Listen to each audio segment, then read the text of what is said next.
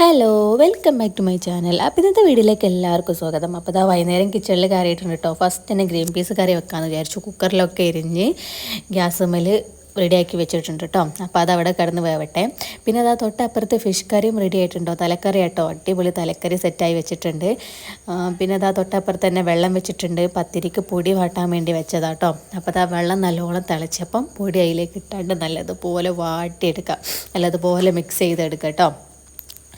അപ്പോൾ ആ കുക്കറിൻ്റെ വിസിൽ വന്നേ ഒരു 5-6 വിസിൽ അടിച്ചോട്ടെ, എന്നാലും നല്ലോണം വേവുള്ളൂ.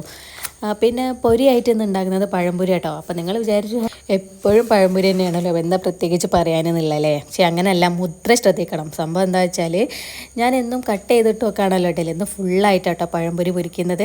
അങ്ങനെ ഇതാ നമ്മുടെ ഗ്രീൻ പീസും സെറ്റായിട്ടുണ്ട്. പഴംപൊരി ഇതാ തൊട്ടപ്പുറത്ത് നല്ല രീതിയിൽ മുരിഞ്ഞ് വരുന്നുണ്ട് കേട്ടോ. നല്ലോണം തിരിച്ചു മറിച്ചിട്ടുണ്ട് ഒരു ഗോൾഡൻ കളർ ആവുന്നത് വരെ മുരിച്ചെടുക്കാം കേട്ടോ.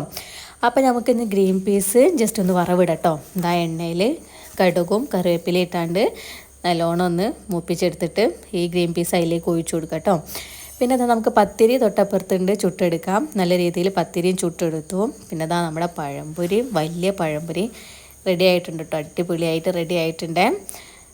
അങ്ങനെ അതാ പഴംപൊരിയും റെഡിയായി, പത്തിരിയും ഒക്കെ സെറ്റായി വെച്ചിട്ടുണ്ട് കേട്ടോ. ഇനി നമുക്ക് ജ്യൂസിൻ്റെ പരിപാടി നോക്കാം കേട്ടോ.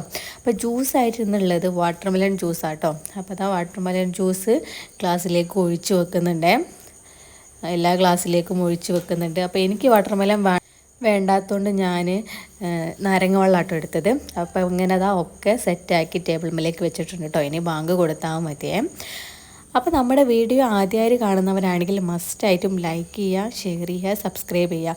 പിന്നെ എൻ്റെ വീഡിയോസ് നിങ്ങൾക്ക് ഇഷ്ടപ്പെടുന്നുണ്ടെങ്കിൽ എന്തായാലും കമൻറ്റ് ചെയ്യട്ടോ. പിന്നെ എന്തൊക്കെ വീഡിയോസാണ് വേണ്ടതെന്നുള്ളതും കൂടി ഒന്ന് കമൻറ്റ് ചെയ്ത് പറയണേ. Okay, thank